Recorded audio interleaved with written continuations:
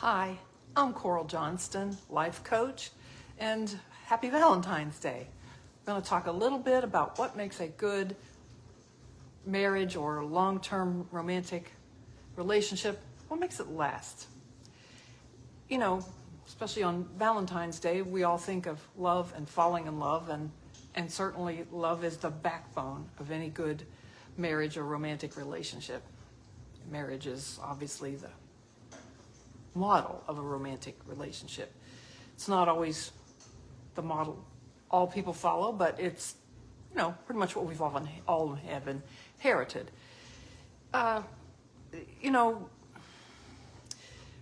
Falling in love sometimes is a controversy.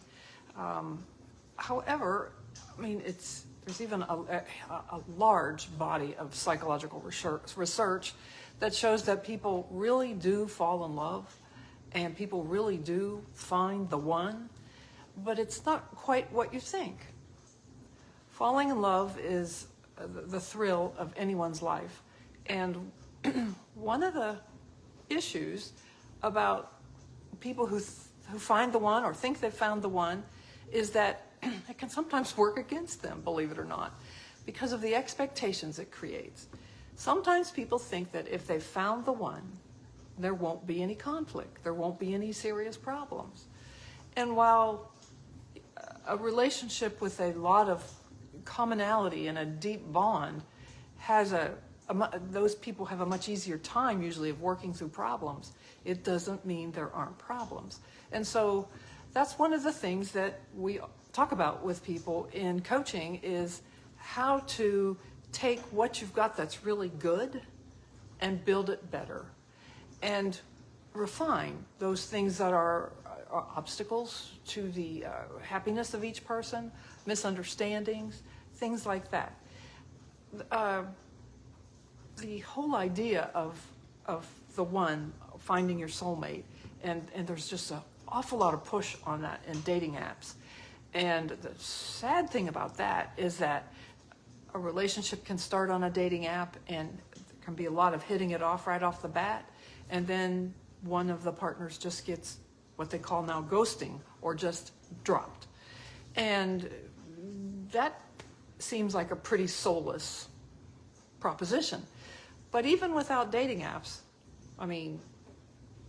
you don't need a dating app to hurt somebody's feelings. So the search for the romantic partner, no matter what age, because I've seen people fall in love at 98 and get married, there can be some expectations that get in the way of the success of the relationships.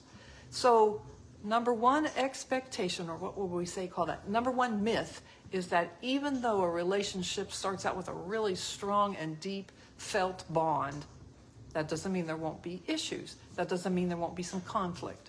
So if you keep that in mind, your expectations are, it's like, we're having an argument. It doesn't mean you have to run for the hills. It means you have to learn how to have a good argument.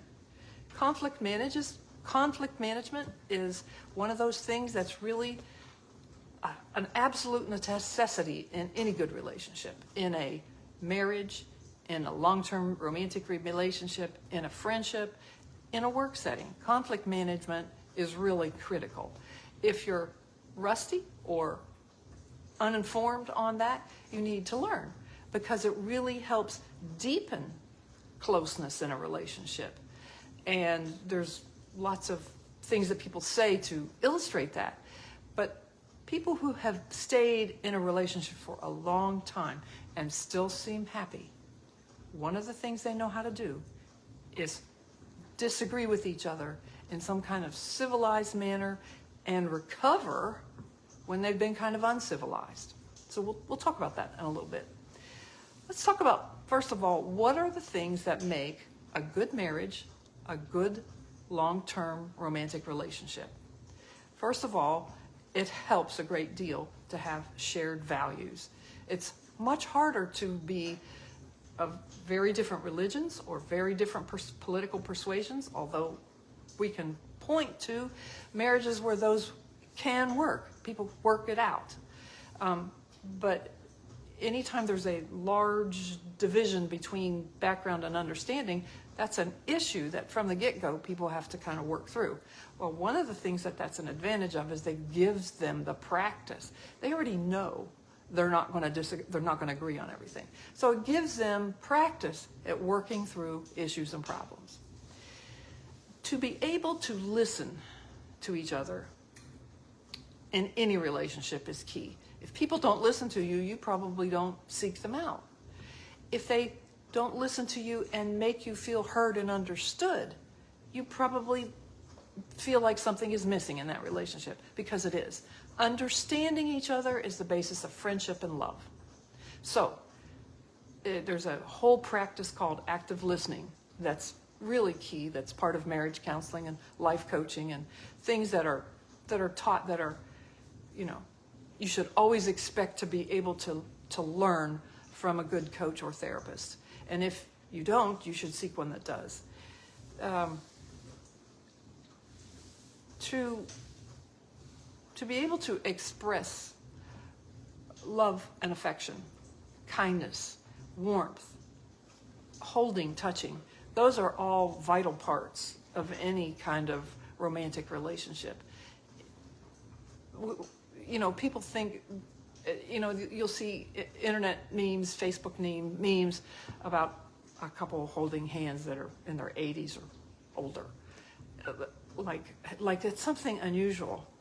Really, it's not. It's just that older people don't get photographed as much as younger people. Love, marriage, romance, the target audience seems to be younger people. But all people, no matter what age, really have a need and want for that. And so being able to, really show loving, kind, caring affection to your partner, and the ways that gets through to them. Because some people like to be touched and held and petted on, and other people like to be talked to or listened to. Some people will treasure helping around the house more than someone will treasure flowers and gifts. You have to find out what's important to your partner, because it might not be what you expect. And just because it's different than what you grew up with doesn't make it bad or good. It's just different. And one of the things that we all learn in close relationships is understanding differences is such a key to getting along with each other. Because even if you come from very similar, if you grew up in the same neighborhood and the same church, you're going to have huge differences in family styles. So learning to understand that those differences are okay is really important. And it's part of being able then to listen and understand each other. Mutual respect for each other, it's hard to say how important that is. It's just hard to emphasize how important that is. And when you're young, you don't even always understand what that means. And when you're in your late teens and early 20s, and even up into early 30s, you're dealing with issues that you deal with at that age that you don't deal with as much the older you get. So in your youth, you're dealing with breaking away from your family, becoming an individual, getting a sense of yourself as a man or a woman. After a while, you kind of get that together, and it's not so much of an issue. But those issues they come into play in the age you are in your relationship. So each decade of your life, you're going to have different issues in your marriage. Think about the changes that children make, or the changes that aging parents make, or the changes that careers make.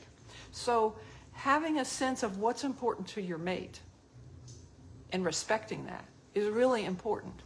And if you can't respect what your mate is doing, that's going to be an issue between them, between you, because they're going to feel it. So you have to, work on that in some way. And if you can't come to some mutual respect of each other, you've got a real problem in your relationship. The other thing that kind of takes on a different look, depending on the decade of your life that you're in your marriage, is the values of putting your spouse first. if you don't put your spouse first, they're going to feel it pretty quickly, and the more talkative ones will let you know.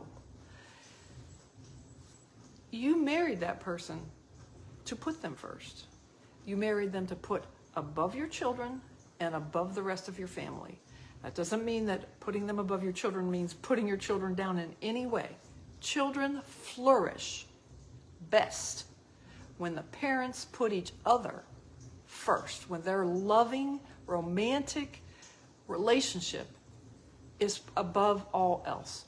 That gives children an astonishing sense of security, and it helps children not to learn to manipulate one person against the other. So always think about that in relationship to the health of your children and the health of your marriage, your relationship. Putting your relationship, your marriage relationship before your parents is also important. And when you're younger, you're like in the dark about that. You're still tied to your parents in enormous ways until you get to your late 20s or 30s. You don't see it. You're working through it. And that often causes conflict with people in their marriage. Whose family are we going to spend Christmas with? Who are we going to do this with? All those ways that you handle the family relationships are very key to how much you're showing respect for your mate and the priority you give your mate. So these are just some highlights of the kinds of things that I talk about with people, and I thought they might be interesting on Valentine's Day. So have a wonderful Valentine's evening.